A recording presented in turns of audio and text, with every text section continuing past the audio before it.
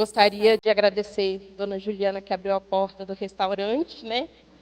Ajudando a proporcionar esse ambiente bem acolhedor, um ambiente bem gostoso.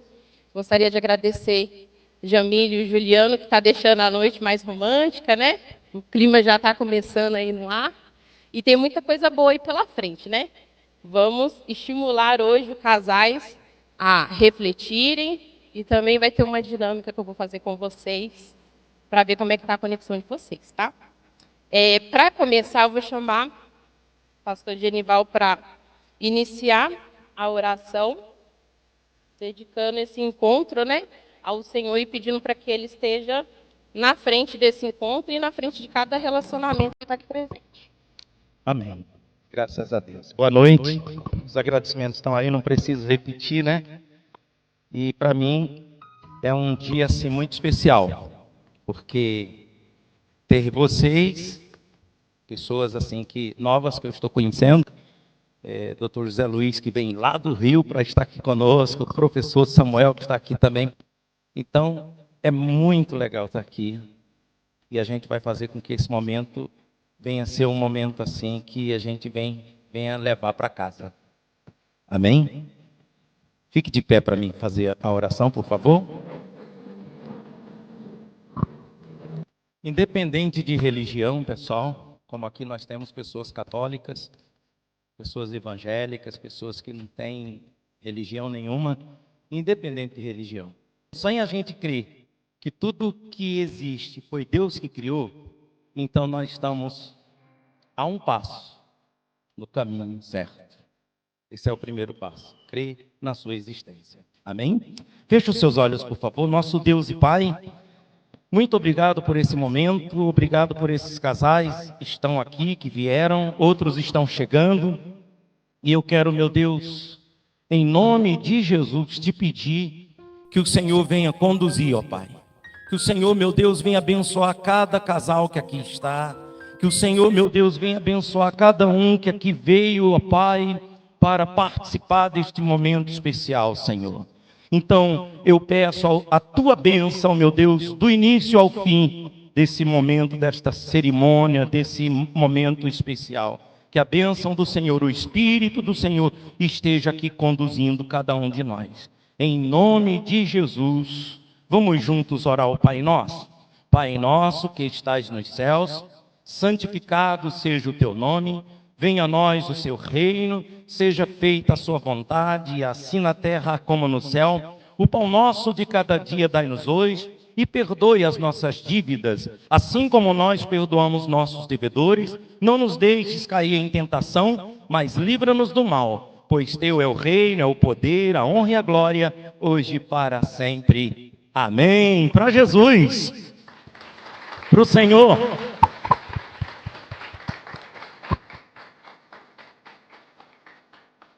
Pode sentar, fica à vontade. O professor Samuel hoje preparou uma mensagem e eu tenho certeza que vocês vão querer, né, anotar aí, gravar não só no coração, né, mas também deixar anotadinho a mensagem que Deus vai ministrar no coração dele. Essa mensagem ela vai edificar e que venha ser uma mensagem que ela venha somar na nossa história como casal. Que venhamos sair daqui aprendendo mais a ser um casal do qual o coração de Deus se agrada. Amém. Muito boa noite a todas e todos. Satisfação enorme, privilégio, na verdade, de estar aqui entre os irmãos. Para quem não me conhece, meu nome é Samuel, sou professor aqui na rede de Itabirito e também na rede vizinha aqui de Ouro Preto.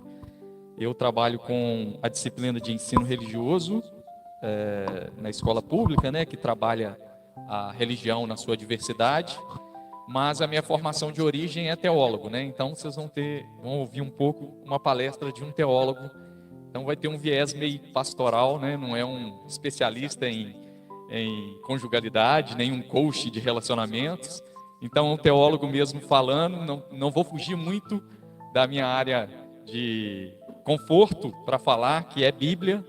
Mas eu acredito que Seja a Bíblia, seja a teologia bíblica, ela tem muito para nos edificar e contribuir, né? Alguns historiadores falam até que a teologia é uma das mães da filosofia e da ciência, né? Antes de ter qualquer tipo de universidade, de centro de conhecimento, a gente teve primeiro na história da humanidade faculdades teológicas, né?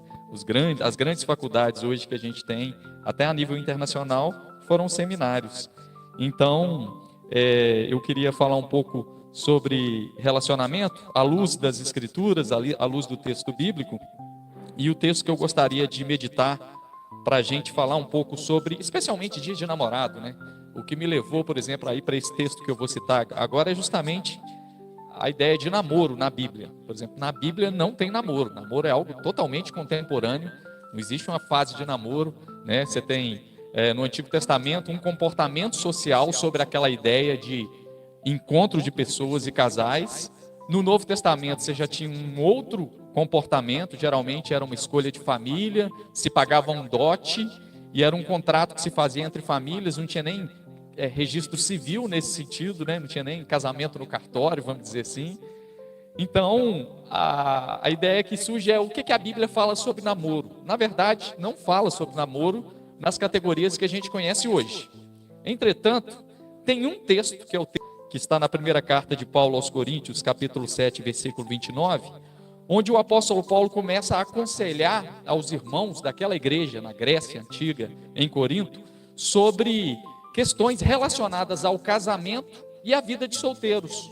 Então, por exemplo, ele aconselha as virgens que, se tiver a oportunidade de casar e quer casar com juízo e responsabilidade, que elas poderiam casar. Aquele que está casado, bem casado, permaneça casado.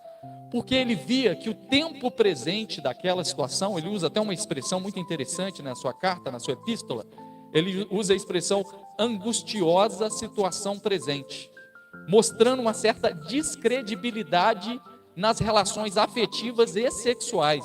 E a questão sexual aqui chama muita atenção na carta aos Coríntios, porque a cultura grega era uma cultura de muita promiscuidade sexual, falta de referência ética. Então, tanto é que quando o cristianismo surge há 2000 anos atrás, ele traz um padrão moral para os relacionamentos afetivos sexuais. Porque na Grécia era uma coisa meio sem regra, assim, meio sem lei, então era todo mundo com todo mundo, tinha práticas religiosas que envolviam sexualidade, um negócio meio doido, assim, sabe? E aí o apóstolo Paulo, ele vai trazendo orientações para cada um dos irmãos, aquele que está casado, que permaneça casado, aquele que está solteiro, não fique ansioso para casar, porque ele fala que tanto o solteiro passa por aflições na carne, né, vamos dizer assim, quanto o casado também. Ele vai tecendo alguns conselhos, mas ele chama atenção ali na metade do capítulo 7, para os irmãos não ficarem preocupados demais com essas coisas terrenas e colocarem o seu coração em Deus. E aí ele usa uma expressão que eu achei muito interessante, que ele diz assim, olha, irmãos, o que eu quero vos dizer é isso. Não nos resta muito tempo. Ele tinha uma expectativa de que Jesus podia voltar imediatamente, assim. Essa sempre foi uma expectativa de todo cristão, de que Jesus vai voltar. Isso não era diferente para o apóstolo Paulo, né? Que estava ali, talvez 20 anos depois da ressurreição de Cristo. E ele tinha expectativa de que Jesus ia voltar e estava todo mundo querendo saber seu caso, seu descaso. Esse é um drama de quem está namorando, né? Quem está namorando quer casar, aí você casa, né? E aí vem a preocupação com o filho. A gente tem esses nossos projetos. Aí o apóstolo Paulo fala, olha, calma, gente, não fica tão preocupado com essas coisas terrenas. E ele diz assim, irmãos, o que eu quero dizer é isso, não nos resta muito tempo, e daqui em diante, que os casados possam viver como se não estivessem casados. Olha que texto interessante. Para a nossa cultura, um casado viver como se não estivesse casado, não é viver como solteiro. É um casado, uma pessoa casada, compromissada. Um casado, viver como não estivesse casado, é viver como um namorado. Isso diz muito para a gente. Que a gente casa e esquece do namoro. A gente casa, a gente perde o romance. Eu comentava aqui com o Juliano, quando a gente chegou, como que esse tipo de movimento é importante para a gente, fazer isso aqui, com esse foco. Porque a gente às vezes não tem cuidado nem com a gente mesmo, autocuidado, e muito menos com a nossa conjugalidade. A gente é engolido por uma rotina que, assim, quando você cochila, já chegou o meio do ano e ninguém falou nada, né? Já estamos em julho, o Réveillon foi agora há pouco, e a rotina vai uma atrás da outra, passa dias, aí tem criança, escola, festa de escola, aquela confusão, menino, saúde, e você vai ver que como é que fica aquele carinho, aquele romance, aquele tato que tinha no namoro. A gente foi atropelado por uma rotina. E não é que a gente desprezou o nosso casamento, a nossa conjugalidade por má vontade. É porque a gente está vivendo uma rotina de casado, e o convite bíblico para nós hoje do apóstolo Paulo é que os casados possam viver como se não estivessem casados. Não como solteiros e irresponsáveis, mas como namorados. E a gente consegue aquecer muito o nosso relacionamento, trazendo de volta muitos princípios do namoro, né? Vivendo aquilo que até o apóstolo João usa essa expressão em relação a Deus, né? De primeiro amor. Ele fala isso lá nas suas cartas em Apocalipse, né? A gente viver aquele encanto de novo. É lógico que o amor amadurece, né? Você já conhece muita pessoa, né? Eu tenho 12 anos de casado, costumo contar meu relacionamento com a Joana desde o namoro, que o namoro foi muito sério, namoro de crente, né? Então, namoro de crente namora para casar, então pelo menos desde 2007. E assim, é lógico que o relacionamento é outro, a expressão do amor é outro, mas fica sempre o desafio de, mesmo casado, não ser engolido por uma rotina e viver como namorado. Será que isso é possível? E aí, se a gente dá uma olhada, por exemplo, nas últimas pesquisas do censo de IBGE de 2022, agora, algumas estão saindo agora, semana passada saiu sobre religião, e as pesquisas apontam que o brasileiro está casando cada vez menos, se divorciando cada vez mais, cerca de mais de 400 mil divórcios no Brasil por ano. Se divorciando cada vez mais, tendo cada vez menos o desejo de construir família. Existe um notável desencanto com o casamento, uma deturpação do casamento, não muito diferente do contexto do apóstolo Paulo, onde eles faziam das relações afetivo-sexuais uma coisa completamente não sadia, não saudável. E aí, no nosso tempo, há uma descrença. Gosto muito de um autor, um filósofo polonês, chamado Zygmunt Bauman, que ele fala que a gente vive numa modernidade líquida, na era líquida, nada é consistente. Antigamente você falava assim, olha, fulano de tal tinha 23 anos de casamento e separou. Aí a gente falava, meu Deus, separou. Aí hoje você fala assim, olha, fulano de tal teve 23 anos de casamento. Aí, como chegou a 23 anos de casamento? A gente nem assusta com o divórcio mais, assusta com a possibilidade de continuar casado. Tamanho é o desencanto. Eu dou aula para adolescente, já tem um tempinho, pelo menos uns 12 anos. E os adolescentes, é interessante que a minha geração é uma geração de poucos filhos. Poucos filhos, né? Eu tenho uma filha, quase todos os meus amigos que casaram ali, final da década, vou declarar minha idade aqui, não tem problema, né? Início da década de 80, final da década de 80, quase todos que casaram, ou os que casaram, né? Quando não tem filho, tem poucos filhos. As novas gerações nem sequer pensam em casar. Mas por que será? É porque não ama? Será porque que não quer casar? É porque não é bom? Ou porque a referência de casamento que as gerações anteriores passam para os casais é uma referência negativa? E com toda razão. Às vezes ele vê um casamento do pai e da mãe que é bonito só na foto. Casamento da avó que é traída. Ele fala, eu não quero isso para mim. E aí a gente vai vivendo uma vida extremamente solitária e acreditar no casamento, e eu estou falando de casamento aqui, que também celebra muito casamento, né? Mas a gente está falando de um casamento não casado, né? De um relacionamento conjugal, de namoro. Acreditar no casamento nessa geração é extremamente desafiador. Quem nunca usou, hoje, o negócio de casamento é tão difícil que o povo fala assim que antes do casamento tem que ter uma despedida de solteiro, né?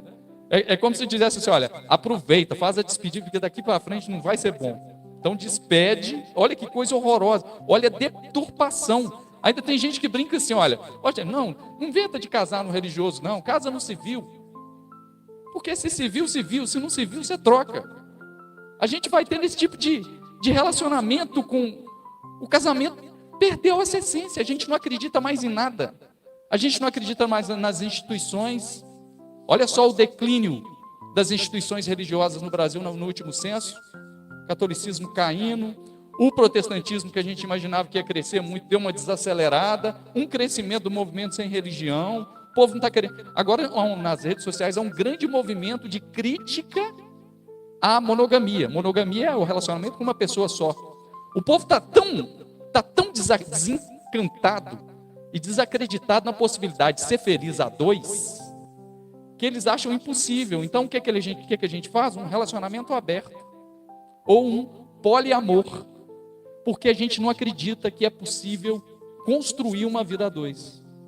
E aí, eu penso que pelo menos eu gostaria nessa minha fala aqui, querendo convidar você a fazer do seu estado conjugal, relembrar algumas coisas do namoro e fazer com que ele seja mais namoro do que o casamento e enforcamento, porque casamento dá aquela sensação, né? E a gente vai falar muito sobre isso aqui. Eu gostaria de trazer, primeiro, 3 grandes inimigos do relacionamento saudável e o que faz com que muitos se desencantem com o casamento hoje em dia. E depois, 3 pilares do Evangelho, da fé, para que a gente possa viver como namorado mesmo casado. O primeiro grande inimigo que eu percebo dos nossos dias é o negócio chamado individualismo e egoísmo. É o nosso tempo, gente.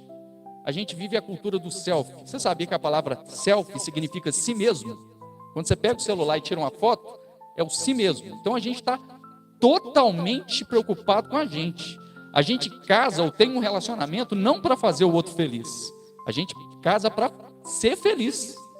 Ao invés da gente ser feliz fazendo o outro feliz, a gente está pensando exclusivamente na nossa relação. Inclusive, tem gente que fala que você tem que escolher o seu cônjuge para ver se isso melhora a sua teia de relacionamentos. Aí tem essas linguagens coach assim, para melhorar as suas oportunidades, para te abrir portas. A gente começa a pensar na possibilidade de qual o custo-benefício que eu vou ter com aquele casamento, com aquele relacionamento. Olha só que coisa terrível. E qual que é o reflexo desse egoísmo e desse individualismo no casamento? Primeiro, um conceito interessante, que é a conjugalidade egoísta. O que é a conjugalidade egoísta? Casais que só pensam na felicidade de você mesmo. Se o casamento é bom, é desde que me sirva. Se sirva de status, de promoção financeira, de prazer, mas qualquer coisa que vai contra a minha vontade, aí eu já começo a achar que é tóxico. Gente, não vai dar para viver a dois, né? Porque o outro é diferente. Porque se você está achando que você vai casar com uma pessoa que vai fazer só a sua vontade, você não está tendo um cônjuge, você está tendo um adorador, um bajulador. Vai ter divergência.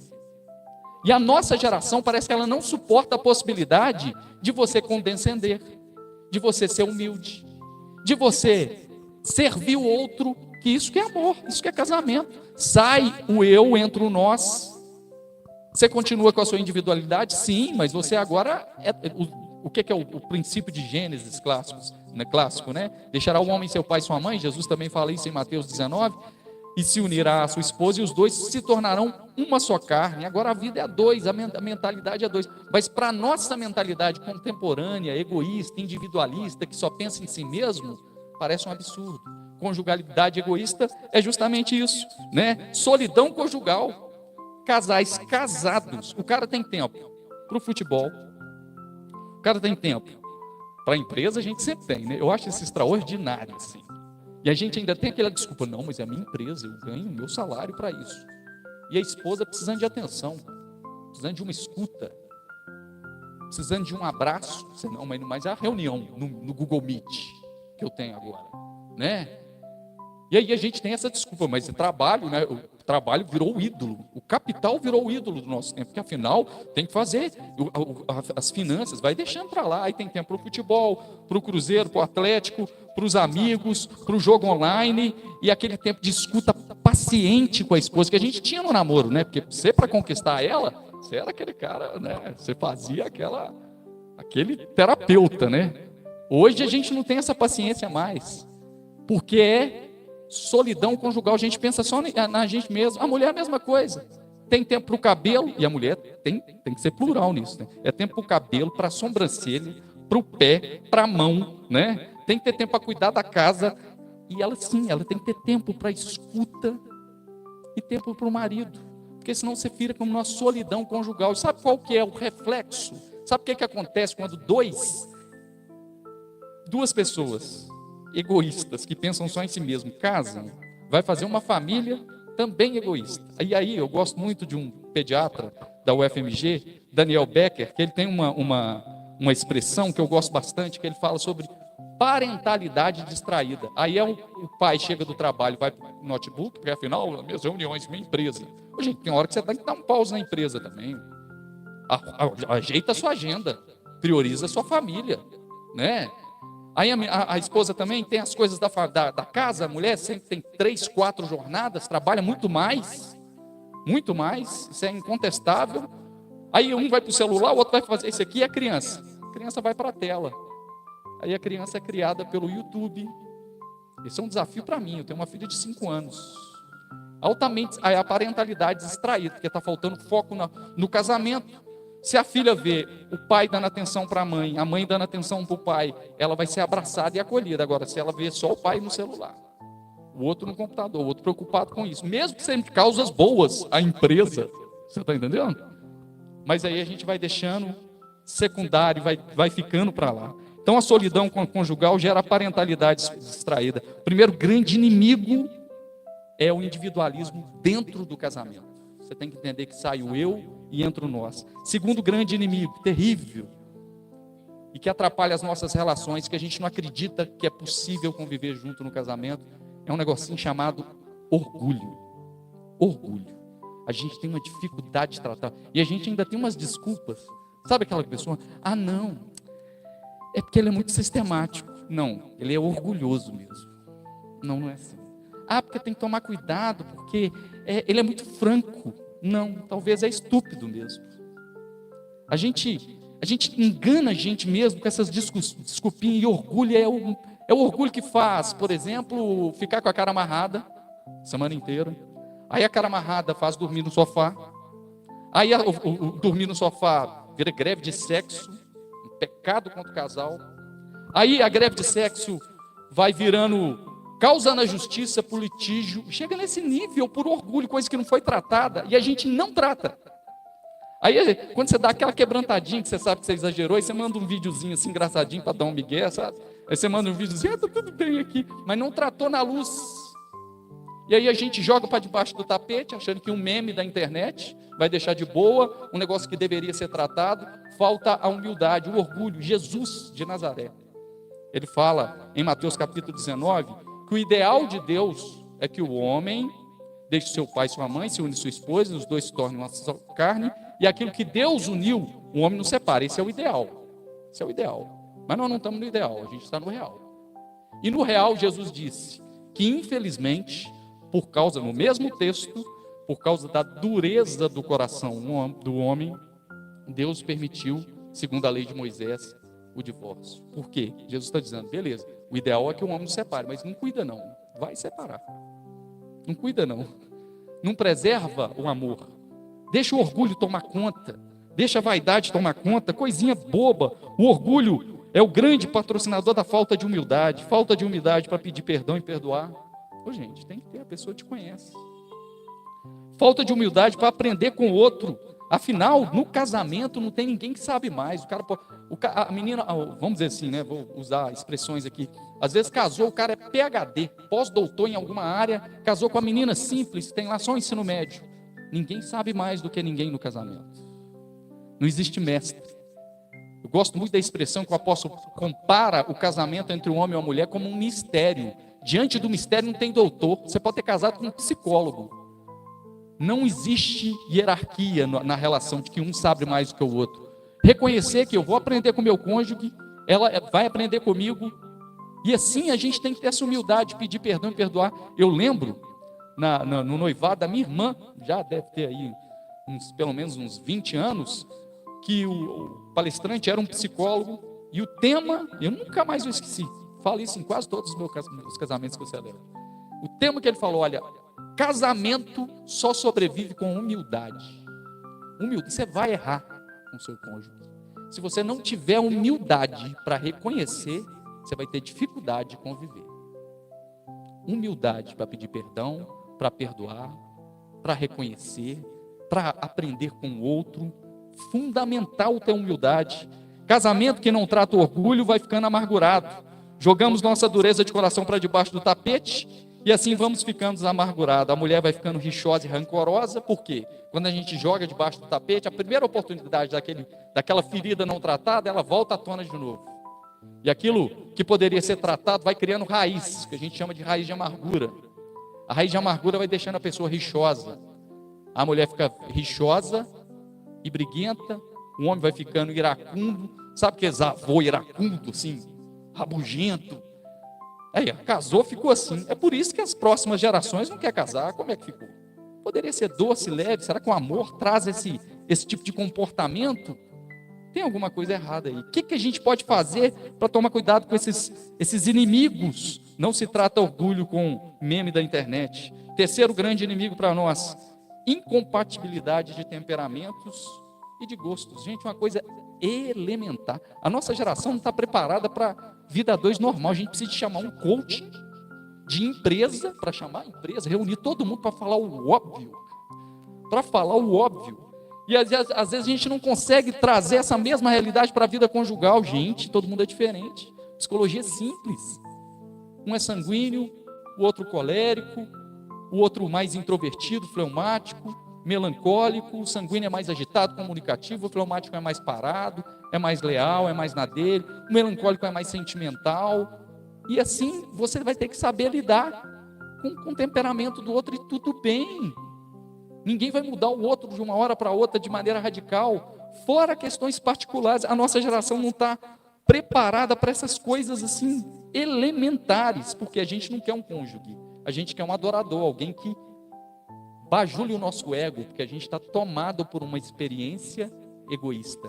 Lembra de uma coisa: há uma grande diferença entre individualidade e egoísmo. É totalmente possível você estar casado, vivendo a dois, e não perder a sua individualidade.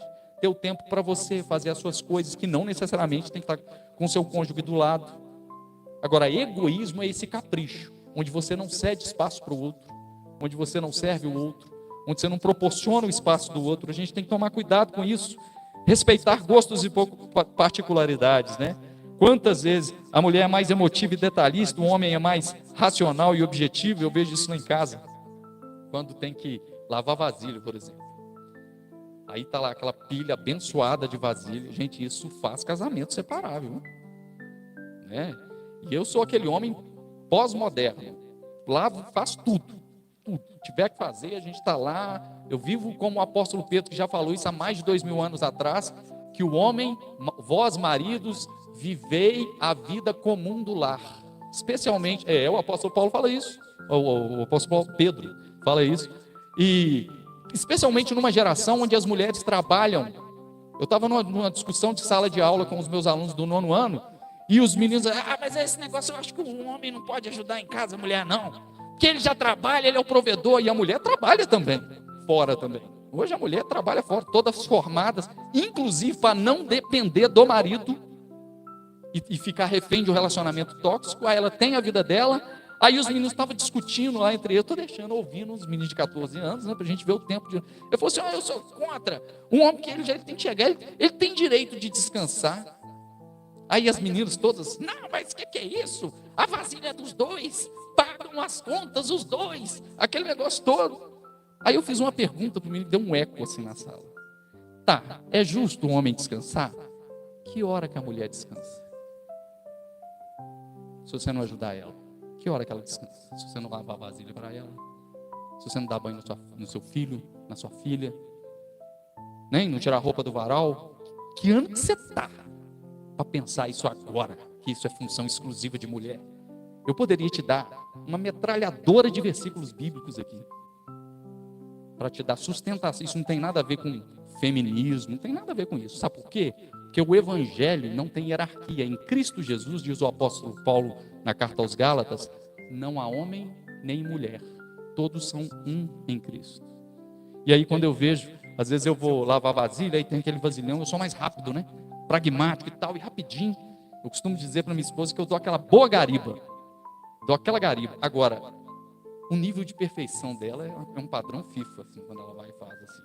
Aquela coisa caprichosa. Demora mais? Demora. Demora bem? Demora bem. Mas fica assim, maravilhoso. Por quê? Cada um tem um ritmo, é mais perfeccionista e tudo bem. Agora eu quero que o outro seja igual eu, ou seja um funcionário meu para fazer. Então realmente não está preparado para casar, né? Um é mais apegado à família e o outro nem tanto. Um gosta de adrenalina, o outro é medroso. Um é organizado e sistemático, o outro é mais leve, ser flexível, pode deixar a toalha ali mesmo, o outro é mais... Gente, separar por causa disso, acreditem. Recente, pesquisa do censo, recente.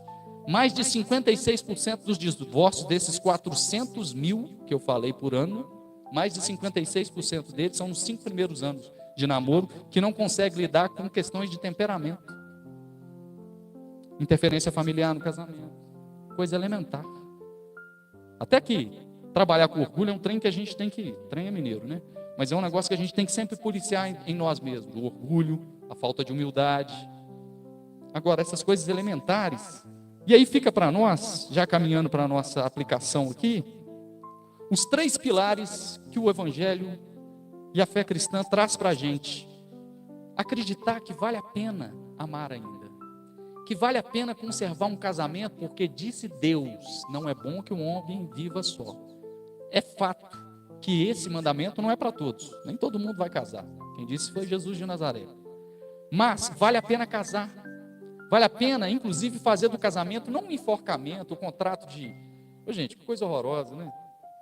Quando a gente está namorando, questões de intimidade, por exemplo, daqui a pouco a gente vai falar sobre isso, tem aquela santa expectativa para conhecer a intimidade do outro, né? Aquele desejo, aquela química do namoro, da novidade. Você casa, essa é uma coisa importantíssima. Então você tinha aquela santa expectativa de intimidade sexual. Isso é no namoro. No casamento a gente tem obrigações matrimoniais. Olha que coisa, olha que definição ingrata. Aquela coisa protocolar, rotineira. Como que sustenta um casamento feliz se a gente não resgatar a química do namoro, o encanto do namoro, o romance do namoro, ou como disse o apóstolo Paulo no texto que eu li, como se os casados fossem como não casados, aos casados como se não fossem. Então o primeiro conselho que eu gostaria de deixar aqui, o primeiro pilar, é que vocês têm que resgatar a amizade. Coisa elementar, gente. Coisa elementar. Quantos casais não tem um mínimo diálogo entre si, não tem conexão, não estou falando nem conexão de intimidade, não tem aquela conversa. Gente, você tem que parar os dois, desliga tudo, troca uma ideia assim, um é o terapeuta do outro, escuta. Quando você casa com a pessoa, você casa com a pessoa, com a família da pessoa, com os traumas da pessoa, com os medos da pessoa, com tudo. É a essa hora que os dois têm que caminhar junto. Eu gosto demais da definição do apóstolo João, falando no Apocalipse, escrevendo no Apocalipse, ele escrevendo as cartas das igrejas, ele fala assim: olha, vós irmãos, companheiros na tribulação, comer o pão junto, que é muito fácil, né, gente? Ser casado, viagem para Paris, ser casado com selfie no Instagram, agora e comer o sal junto, e passar a dificuldade junto, é só a amizade que vai manter. Casamento que vive só de sexo, lazer e paixão, é um avião sem piloto.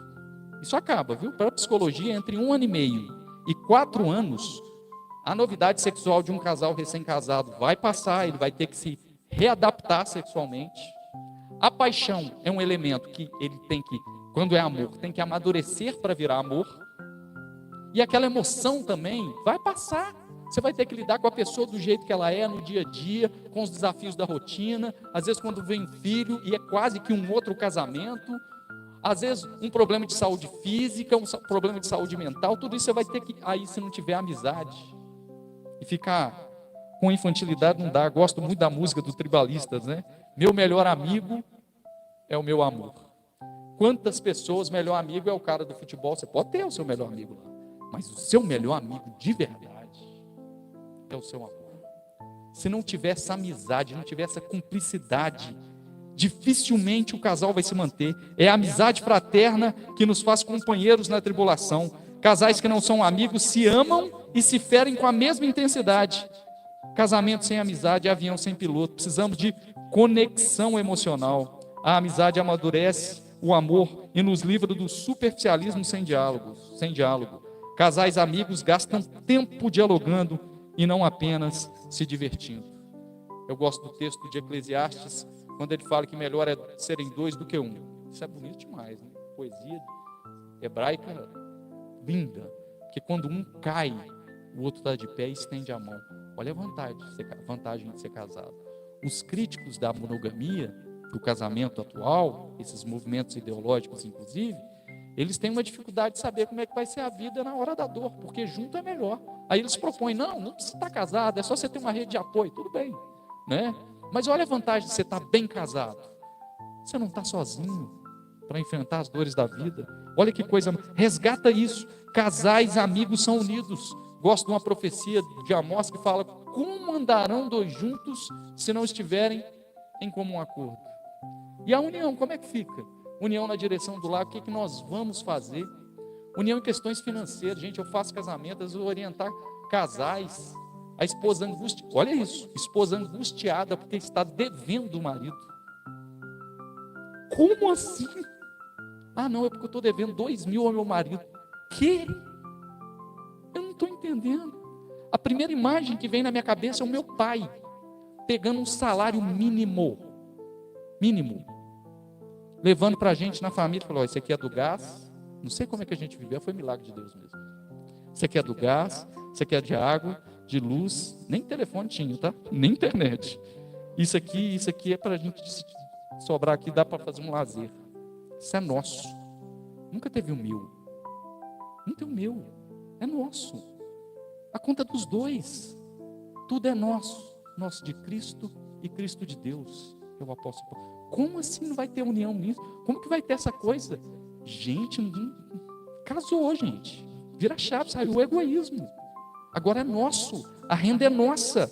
União na direção do lar. União em questões financeiras. A amizade vai dar essa sustentação. O que é que nós vamos fazer? Nós vamos fazer uma união em questões particulares. Gente, quantas vezes é o seu cônjuge que vai perceber que você está ansioso? Você não se enxerga. Poxa, você está muito agitado, essa perna sua não para. Né? Quantos vão dizer: olha, acalma aqui. Não, olha, não está legal esse serviço seu. Não é melhor a gente pensar em uma outra estratégia? É isso, união até nas direções pessoais. Olha que bênção, alguém que está ali vivendo com você. Coisa elementar, se não tiver unidade e união, esse casamento não vai para frente. Então, o primeiro pilar é a amizade. Lá no texto de Cantares de Salomão, que é um texto poético e erótico na Bíblia, que fala sobre relacionamento entre um homem e uma mulher, o texto fala que o homem, no caso Salomão, chama a sua esposa ali, seu cônjuge de amiga minha irmã. Uma forma carinhosa de estender, porque a gente às vezes tem isso, né? Tem a mãe dos meus filhos e o meu amigo. Gente, não dá. É por isso que tem um monte de gente que não está querendo casar, porque a gente tem essa imagem. Segundo pilar do relacionamento: o amor precisa ser cuidado e renovado. Cuidado. Amor, gente, não acaba se você cuidar. Se você não cuidar, vai secar e vai morrer. O amor que não acaba é o amor de Deus por nós, incondicional. O nosso amor é condicional. Se eu não cuidar, vai secar. O mesmo texto de Cantares de Salomão vai falar: olha, tu és, amiga minha, um jardim fechado e regado, que ele cuida. Quais são as atitudes de, às vezes, que do namoro a gente cuidava e não tem mais? A gente tem que resgatar esse cuidado. É certo que a amizade sustenta o casamento, mas o amor também precisa de romance, carinho e intimidade. O exercício de resgatar expressões de amor e romance. Quantas vezes era assim? E é o que eu falei, a gente vai deixando isso com o tempo. Não é nem por maldade. A gente era todo cheio de carinho. Olha, amorzinho, olha a lua que bonita. E quando está namorando, que maravilha.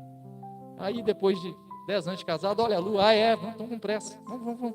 A gente vai perdendo esse romance, esse tato. A gente vai perdendo, vamos resgatar essas questões do chamar de meu bem, de dar um beijo. No começo vai parecer, que a gente desconectou tanto disso, que no começo vai parecer robótico. Mas aos poucos isso vai reacendendo, porque é um exercício.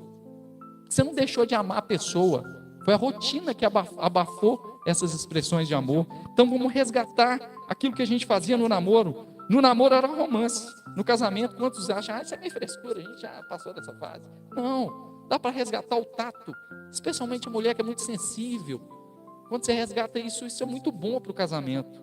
Segunda coisa que a gente precisa de cuidar é que é preciso sublimar as virtudes dos seus cônjuges. A gente vai acostumando com a pessoa, né? Vai acostumando com a pessoa. E a gente começa a esquecer das virtudes dela. Quando a gente está namorando, sabe que um dos grandes erros de quem está apaixonado é achar que é a confirmação de Deus se ela sonhou com a pessoa. Que é lógico que você vai sonhar com a pessoa. Lógico, não é Deus. Você está apaixonado por ela, você pensa nela o dia inteiro. E você só vê coisa maravilhosa. A pessoa pode ser cheia de todos estranhos, mas até aquele jeito esquisito dele é uma graça. Porque o seu olhar está encantado. Aí depois que você passa por esse encanto e vai no dia a dia, você vai ver que não é tão perfeito assim. Que ele anda estranho, que ele tem um jeito de não sei quem, que puxou não sei quem. Se você focar só nesses defeitos que a rotina sufoca a gente, você vai desencantar. O que você tem que fazer? Traz à memória a sublimidade das virtudes. Você já parou para pensar o quanto é especial a pessoa que está do seu lado? O que te fez escolher ela para casar e para conviver junto? Não foram as virtudes? Resgata ela. Quantas vezes eu me vejo orando para minha família, eu começo a agradecer a Deus pela minha esposa, e no meio da oração eu começo a fazer uma lista de coisas. Gente, isso aqui é bom para falar para ela, e eu estou falando para Deus, agradecendo a Deus. Ela tem que ouvir, olha que bênção na minha vida. Isso fortalece a relação, porque a gente é tomado pelos... Já viu eu gosto muito de um ditado, né? Um provérbio popular que fala que avião que voa não dá notícia, só avião que cai. Então a gente só pega coisa ruim do cônjuge e porque é daquele jeito. Mas e as coisas maravilhosas? A gente tem que sublimar isso, porque é isso que a gente fazia no namoro. Aos casados, como se não fosse. Vamos resgatar esse exercício. Outra coisa que a gente fazia demais e que vale a pena é honrar o nosso cônjuge com palavras, com presentes. Já viu como é que era presente de namoro? E presente de casamento, gente? Dá saudade, não dá não? Presente de namoro é um celular. Presente de casamento, um par de meia, né? Presente de namoro, um perfume caro. Presente de casamento, uma gravata e olha lá, né? Isso quando não é igual o meu sogro, que no casamento lá, no aniversário de casamento dele, ele foi dar para a esposa dele uma furadeira. Achei muito criativo. Ele deu uma furadeira. Ele falou assim, não, porque isso aqui é para casa, é muito útil. E a gente começa a casar e começa a dar presente para casa. Frigideira, lixeira. Não, gente, é para a pessoa. E isso não diz mais sobre coisas. Até porque eu, por exemplo, eu tenho extrema dificuldade de comprar presente para a Joana. Todo o meu estoque de criatividade para dar presente material para a Joana, eu gastei no namoro. Eu tenho muita dificuldade hoje. Então a gente faz um vale. Você entendeu? Um vale no Mercado Livre, um vale na Shopee. E o que vai fazer toda a diferença agora não é material, é a honra. Às vezes você vai fazer toda a diferença se você trazer um negocinho gostoso que ela gosta, uma surpresa, né? Pequenos detalhes. Agora já não é aquela coisa que você tem que impressionar para ganhar território, um celular top de linha. Mudou, mas a gente vai perdendo isso. Por favor, não dá meia mais não, né? Frigideira é para casa. Frigideira não é presente assim. Pensa aí o que você pode fazer para reacender isso, porque é isso que era no namoro. Então a gente tem que buscar novamente isso. No namoro era coisa maravilhosa, no casamento a gente vai perdendo essa referência. E a outra coisa aqui, sobre o cuidado que a gente tem que ter para regar o jardim, tem a ver com a intimidade. Porque é amigo, gente, a gente é nosso melhor amigo. Mas a gente também é amante um do outro. A gente não é parceiro. Casal que não tem intimidade, que não tem atração, que não tem desejo. Mas nós somos muito leais. Grandes amigos. Tem um quê diferente aí, que é a questão sexual. E a gente vive uma época muito privilegiada. Não sei se você vai concordar comigo. Desafiadora, é bem verdade. Uma época extremamente sexualizada, erotizada, difícil, tentadora. Entretanto, nós temos muito acesso à informação, coisas que antes eram muito tabu. E que hoje você tem acesso a orientação a conteúdos ótimos da área da sexualidade. Você sabia? Eu não sei se você sabia, mas é uma coisa que a gente não nasce sabendo, é o sexo. É um absurdo engano. A gente pode nascer sabendo procriar. Agora o sexo mesmo, aquele que é plenitude de alma, que une o casal, que é uma coisa, o afeto e o desejo sexual andam junto, um retroalimenta o outro. O afeto tem que alimentar o desejo sexual alimenta o afeto.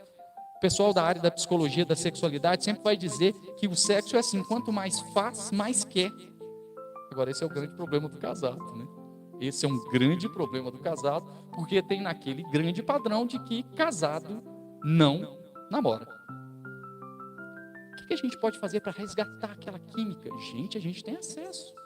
A gente tem acesso. Coloquei algumas coisas aqui para a nossa reflexão. Não nascemos sabendo fazer sexo, não. O prazer da mulher, olha só, gente, o prazer da mulher, o prazer do homem, especialmente o prazer da mulher, isso é um fenômeno recente na história. Mulher ter prazer numa relação conjugal é recente na história. Orgasmo feminino, isso poderia aquecer as relações. E às vezes a gente sempre vê, como que a gente vê o sexo no casamento? Obrigações matrimoniais. É claro que cada um tem o seu ritmo, cada um tem a sua rotina, cada um tem a sua realidade, mas a gente tem que ter um cuidado dessa área. Essa é uma área muito sensível, muito cara. O apóstolo Paulo, escrevendo aos Coríntios, nesse mesmo texto do capítulo 7, ele vai dizer, olha, o corpo do homem pertence à mulher, o da mulher pertence ao homem. E ele sabe da proteção que isso gera, do bem-estar que isso gera para o relacionamento. É preciso ter autoconhecimento, você mesmo ter seu autoconhecimento daquilo que você gosta. Por isso que eu falo que a gente não nasce sabendo. Às vezes a gente não sabe nem o que a gente gosta numa relação de intimidade, né? Além disso, conhecer as dinâmicas sexuais do outro. Um exemplo claro: homem é atraído e excitado pela visão. O que a mulher faz? Apaga a luz. Na melhor das intenções, para ela ficar mais à vontade, para o bem-estar dela. É como se eu virasse para você: olha, você vai num restaurante muito bom, delicioso, mas no escuro. Porque a dinâmica é outra. Aí o homem acha que a dinâmica da excitação da mulher é igual a dele, assim, é fogão a lenha, né? Acendeu. É até notável quando o homem está excitado. A mulher tem toda uma trama ali para você saber se ela está excitada, né? Porque é altamente. Por isso que a gente não nasce sabendo. A gente pode nascer sabendo procriar. E a gente pode melhorar tanto com orientação, ajuda profissional. Gente, no Poção tem tanta coisa bacana de orientação para aquecer isso. Isso, quantas vezes sexualidade é tabu? Gente, eu sofro com isso dando aula. Quando eu vou falar de sexualidade para os meus alunos, os alunos não têm informação sobre isso em casa. A gente trabalha sexualidade com tabu. Sempre quanto o sexo é um tabu em qualquer das dimensões, abre espaço para desinformação. Isso é a vida de casado. A gente precisa tratar isso à luz. Como que eu posso melhorar? O que eu posso melhorar? Eu preciso ter autoconhecimento, conhecimento das dinâmicas sexuais do outro, né? O homem, um é visual, o outro é sensitivo, um é mais explosivo, instantâneo, o outro é mais construído e cativado. A gente sabe. A mulher precisa do tato, não é aquela coisa funcional. Ela começa com um bom dia, começa com um carinho. Dá para unir, dá para fazer uma harmonia nisso, dá para aquecer isso. Por que isso tem que ser um negócio que só namorado fazia gostoso? Isso, os namorados que faziam, né? Os namorados que faziam. Se for um namorado bem cristão, assim, conservador, às vezes nem fazia, né? Como um bom cristão aguardou ali no Senhor, né? Mas por que eu estou dizendo isso? Porque a gente deixa a rotina tomar conta. Será que eu estou falando algum absurdo aqui? Acho que não, né, gente? Um pinguinho de psicologia aqui dá uma melhorada nesse negócio. Mais algumas coisinhas para nós aqui. Tenha diálogo franco sobre sexualidade do casal. É o diálogo e a parceria que vão ajudar o casal a lidar com os desafios da rotina, da criação de filhos, das fases hormonais. Menopausa, andropausa. Já ouviu falar em andropausa? Pois é. Muda tudo. Isso quer dizer que a gente enterra, não tem mais prazer na intimidade do casal depois de certa idade? Não. Pode, tá difícil nessa área, né? Tá difícil, não tá legal, busque ajuda. Terapeutas, conhecimento, cursos, a internet tem coisa, tem lixo, óbvio, mas tem coisa boa também. Eu sigo um monte de gente assim, e aprendo tanta coisa. Olha que legal, gente, olha, isso aqui é utilidade pública. Isso aqui é bom para uma palestra de casais. Não trata do assunto e vai julgando debaixo do tapete, vai ficando aquele povo mal-humorado, mal-amado. Já viu aquela expressão? Ih, esse cara aí dormiu de calça. Já viu essa expressão assim? Chegou hoje, chegou nervoso no serviço, aí dormiu de calça. Porque a gente perdeu um encanto do desejo no namoro.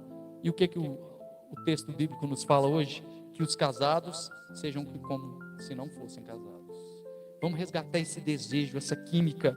Há muito conhecimento e ajuda profissional de fácil acesso disponível, psicologia, questões físicas, hormonais, orientação médica. Pode reacender tudo, é tão simples. Minha esposa é enfermeira, trabalha. Quantas vezes ela dá relato sobre isso? Coisa simples que a gente pode tratar, mas sexo é um tabu. Que a gente sempre ainda, do ponto de vista religioso, equivocado, a gente associa sexo com pecado. Sexo não é pecado, sexo é prazer. Isso, especialmente no casamento, melhora, gente. Melhora a pele, melhora a beleza, melhora o humor. Dopamina, endorfina. Como é que está isso aí para a gente dar aquela aquecida? A gente tem que preocupar com isso. E eu termino no último pilar, e aí como um bom crente, um bom teólogo, eu acredito bem no casamento, na vida conjugal, se tiver a ajuda do Espírito Santo. Gosto demais da carta de Paulo aos Gálatas, quando ele fala que é o Espírito Santo que produz em nós o fruto do Espírito. Há uma grande preocupação do apóstolo, não em a gente virar pessoas grandes cristãos, que vai curar, vai fazer sinais e maravilhas, é a gente se tornar parecido com Cristo. E das grandes frutos do Espírito que o apóstolo Paulo lista, 2 são fundamentais para o casamento: mansidão e paciência. Ou longanimidade, né? Ter um ânimo longo, porque você vai precisar disso, né? Paciência para entender as diferenças entre um homem e a mulher, as dinâmicas sexuais de um e de outro. É com a presença do Espírito Santo na vida do casal que é possível ter caráter tratado e desenvolver os frutos que fazem mais falta no casamento. Paciência com a mulher no supermercado, lendo as calorias e os rótulos, e você com pressa. Paciência com ela experimentando todas as roupas da loja e falando que vai voltar depois. Né, Juliana? A gente viveu isso sábado agora. Olha Deus falando aí. Paciência quando o time do seu esposo perder. Ele fica mal-humorado. Eu fico, não vem. É outra coisa também, eu acordo de mal-humor. Essa acorda assoviando, gente. Acorda cantando e eu acordo aquele assim.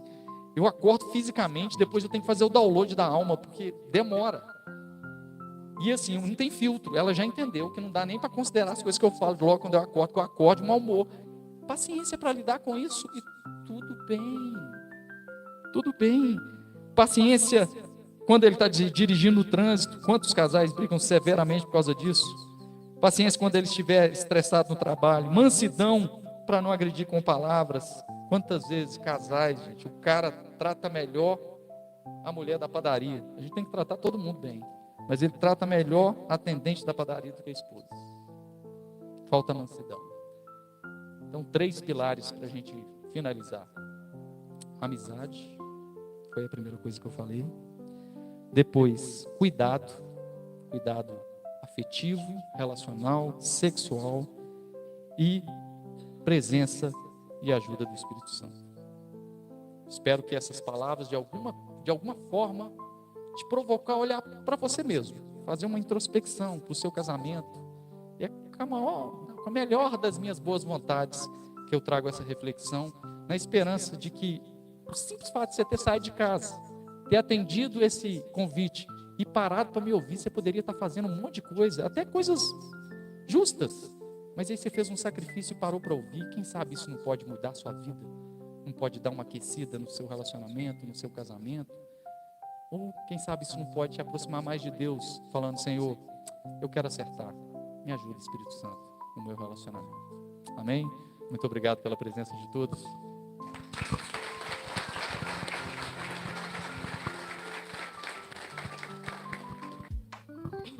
eu vou entregar uma plaquinha para cada casal. Desculpa, para cada casal não, para cada pessoa. A esposa vai ficar com a plaquinha eu e ele.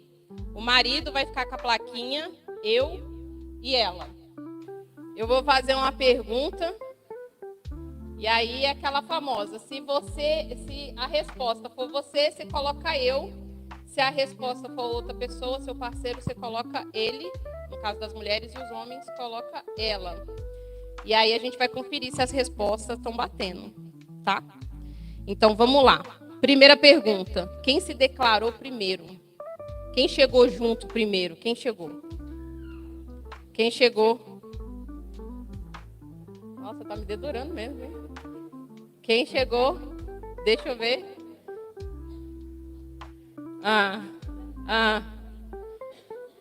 Agora mostra pro seu casal, vê se você, pro seu marido, sua mulher, vê se vocês acertaram. Eu coloquei eu. Acertou? Você colocou eu? E aí, acertou? Acertou, né? Então, vocês foram lá atrás, olha o pensamento. Lembra que o Samuel falou, né? De recordar. A gente recordou agora quem chegou em quem primeiro, né? Agora aqui, quem que é mais ciumento? Aí do casal, quem que é? Não. Sempre tem um mais ciumento. Deixa eu ver. Só tá dando eu nesse negócio. Mostra pro seu marido, pra sua mulher, ó, tá certo? Ali tem divergência ali, ó. E da senhora? Eu confesso, viu? Eu sou mais também. É muito ruim, mas eu sou.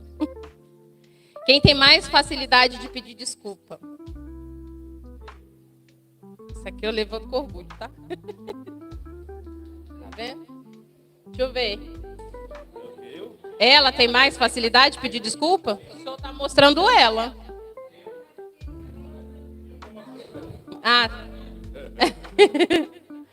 Não é para causar discórdia, não. Deixa eu ver, ó. Eles estão acertando aí? Tá acertando? Mostra pro casal. Vocês estão em conexão. Agora essa aqui é boa, ó. Quem que é mais competitivo?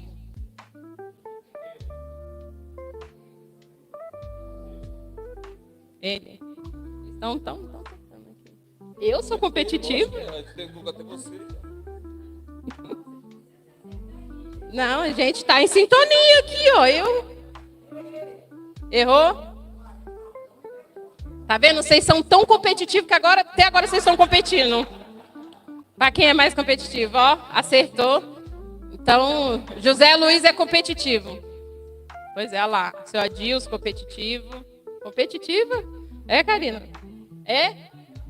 Então, não pode ir por uma dinâmica de disputa valendo alguma coisa, não. Não vai dar briga. Vamos lá, gente. Próximo. Quem é mais vaidoso?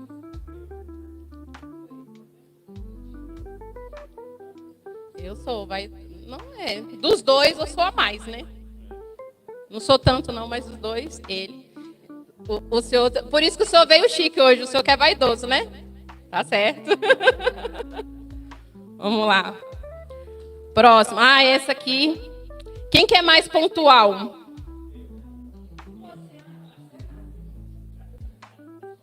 Tá certo. Não. Aqui, ó. Já tô vendo mentira aqui, ó. Não, se eu vir essa placa aí, por favor. Seu Sérgio é mais pontual, dona Ju? É? Tá acertando, viu, seu Sérgio? Parabéns. Deixa eu ver quem mais. Tá acertando aí também, viu, seu Francisco? Parabéns pro casal, deixa eu ver.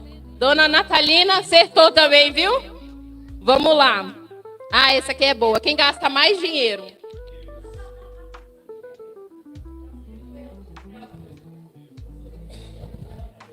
Deixa eu ver. Tairine. Assumiu a Tairine. Acertou. O Alex também acertou, viu? A gente, mulher, gasta mais, né? Realmente. Mas lá em casa não sou eu, tá? Eu sou mais econômica. Vamos lá, próximo. Essa é boa. Quem que é mais estressado? O senhor não tá dando chance dela escolher. senhor já tá falando? É eu. É bom que ele assume logo, né? Quem que é mais estressado? Eu sou mais estressado. Deixa eu ver aqui. Você é mais estressado? Cuidado, viu, para o seu parceiro não ficar estressado com você, tá? Quem que é o mais bagunceiro? Bagunceiro. Só dá eu no do senhor, né? Ela. Tairine, você é mais bagunceira? Caramba, quem? Ele é bagunceiro? Não parece, né? Olha só, deixa eu ver. Ela é bagunceira? Mentira. Não é possível. Ali, tá te entregando, viu? Quem que é bagunceira? Não, tem divergência aí, ó. O professor que deu a palestra divergindo, não. Vamos anotar, professor. Ah, essa aqui é boa, ó. Quem que é o mais romântico? Mais romântico. Pode anotar no seu bloco. Tá errado isso aí. Ó, aqui, ó, deu certo, viu? Acertou aqui. Acertou. Alex, acertou. Não. Acertou, não. Teve divergência aí. Pois é. Na próxima, vamos ver. Ali é competitivo, ali, ó. Ali também não foi, não. Cada um tá segurando o seu. Ninguém quer admitir que o outro é mais romântico. Você admitiu que eu sou mais romântica? Não, você não é, não. Pode virar essa plaquinha. Próximo. Quem lembra mais de datas comemorativas? Ah, muito obrigado pelo reconhecimento. Datas comemorativas. E o seu? Ele? Ela? Isso é sinal, ó, que um tá pensando mais... Aí tá divergência, ó. Ah, então é sinal que não vai esquecer. Vai, dona Ju, datas comemorativas, a senhora, né? Ó, o Sérgio até virou a plaquinha agora dele. Tô brincando. Cadê seu Francisco? Ela, isso aí. As mulheres, né? Normalmente somos nós. A gente tem que colocar o lembrete no celular deles, né? Vamos lá. Quem é mais enjoado para comer? Ainda bem que você sabe. Mais enjoado, não come qualquer coisa, não come em qualquer lugar. Quem que é? Fica escolhendo demais. Ele é mais enjoado? Que isso, não parece. Você é mais enjoado, Samuel? Cadê? Tá, acertou aqui, ó. Ali acertou. Tá acabando. Quem tem mais vício em celular? Vício em celular. Quem fica mais tempo no celular? Ela já levantou a placa dele, pelo amor de Deus. Tá viciada, hein? Não, mesmo assim. O Samuel na palestra falou para desligar um pouco, né? Desligar o celular e conversar mais. Tem gente que tá assim na placa, ó. Tem gente que tá tão viciado que tá assistindo a palestra pelo YouTube em vez de assistir aqui presencial. Cadê? Quem que é o mais engraçado do casal? Quem que é o mais divertido? Ele. Quem que é o senhor? O senhor é muito divertido. Seu Francisco é divertido, então. Dona Ju, divertida. Seu Valmir é divertido.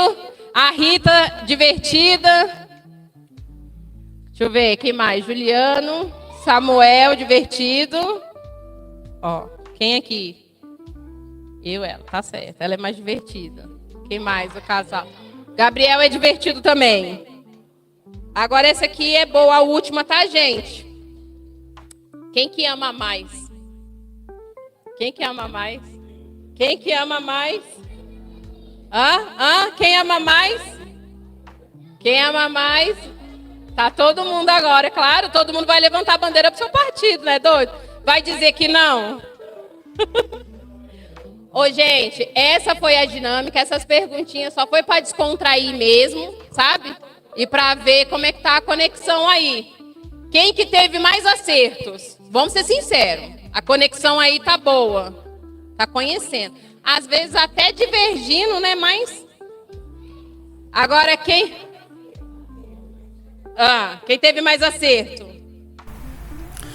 Então você assistiu aí momentos que nós tivemos no dia 12, quinta-feira, dia 12 de junho de 2025, no restaurante da dona Juliana, e foi um dia realmente especial.